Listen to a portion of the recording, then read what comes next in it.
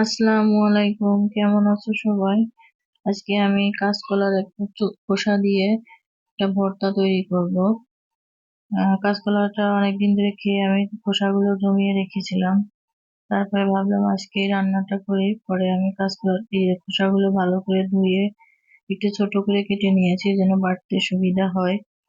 এরপরে দেখো আমি এটাকে একটু লবণ দিয়ে সিদ্ধ করে নিয়েছি। এখন ভালোভাবে একটু বেটে নেব, আর সঙ্গে একটু কালো জিরা বেটে দিব, তাহলে স্বাদটা অনেক ভালো হয়, খেতে অনেক মজা লাগে। আর এটা অল্প একটু ভর্তা দিয়ে মনে হয় 1 প্লেট ভাত খাওয়া যায়।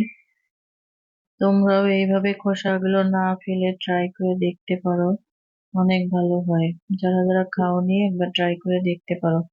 আর এই দেখো ফাইনালি আমার বাটারটা হয়ে গিয়েছে। আর কালো কালো দেখা যাচ্ছে, এটা কালো জিরা দিয়া এই জন্য। আর এটা একটু কালো কালোই হবে, ভাজতে ভাজতে একটু কড়া ভাজি হবে।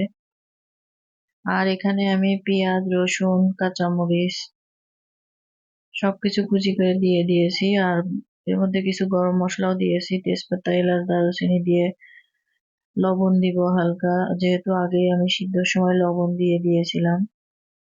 আর এখানে 2টা শুকনো মরিচও আমি ভেঙে দিয়ে দিব। এভাবে দিয়ে পেঁয়াজটাকে ভালোভাবে নেড়ে চেড়ে একটু লালচে করে নেব। আর এখানে যেহেতু কালো জিরা আছে, তোমরা তো জানোই কালো জিরার পুষ্টিগুণ অনেক উপকারী আমাদের শরীরের জন্য। আর কলার খোসাটাও কিন্তু অনেক উপকারী, কাঁচকলা অনেক উপকারী। এখানে সালফেট, ম্যাগনেসিয়াম, পটাশিয়াম এগুলো থাকে, ক্যান্সার প্রতিরোধেও সহায়তা করে। কাঁচকলাটা আসলে খুবই অনেক উপকারী, সবার জন্যই তোমরা খেতে পারো। আর এখানে দেখো আমার পেঁয়াজটা লাল লাল ভাজা হয়ে গিয়েছে। এখন আমি সামান্য পরিমাণ হলুদ দিয়ে দিয়েছি। এটাকে এখন ভালোভাবে একটু নেড়ে চেড়ে মিশিয়ে এর মধ্যে আমি যে বেটে রেখেছিলাম যে খোসাটা, সেটা এখন দিয়ে দেবো এখানে। আর এটাকে দিয়ে ভালোভাবে, খুবই ভালোভাবে নেড়ে চেড়ে মিশিয়ে নিতে হবে।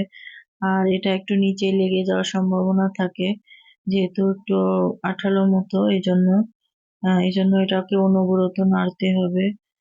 আর নেড়ে নেড়ে এটাকে একটু কড়া ভেজে নিতে হবে, তাহলে আমার কাছে মনে হয় স্বাদটা আরো দ্বিগুণ বেড়ে যায়।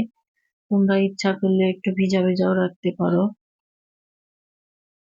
আসলে যার যেমন খেতে ভালো লাগে। আর আমি যে এটা নাড়াচাড়া করছি এবং তেলে দেওয়ার সঙ্গে সঙ্গে এত সুন্দর একটা স্মেল বের হচ্ছে, আসলে তোমাদেরকে বলে বোঝাতে পারবো না। যেহেতু কালো জিরে আছে, ওইটার একটা তো কড়া একটা ঘেরান আছে, এই জন্য।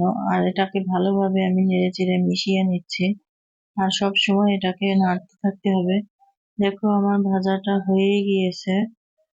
আর আমার ভিডিওটি ভালো লাগলে অবশ্যই আমাকে লাইক কমেন্ট করবে, আর আমার চ্যানেলটিকে সাবস্ক্রাইব করবে। যারা এটা খেয়েছো তারা তো জানোই যে এটা কতটা টেস্টি একটা খাবার। আর যারা এখনো খাওনি তারা একবার হলেও ট্রাই করে দেখতে পারো। আর দেখো আমার ভাজিটা হয়ে গিয়েছে, ফাইনালি এটা আমি নামিয়ে নিয়েছি। দেখতে কতটা লোভনীয় হয়েছে, খেতেও দারুণ টেস্টি হয়েছিল। আল্লাহ হাফেজ।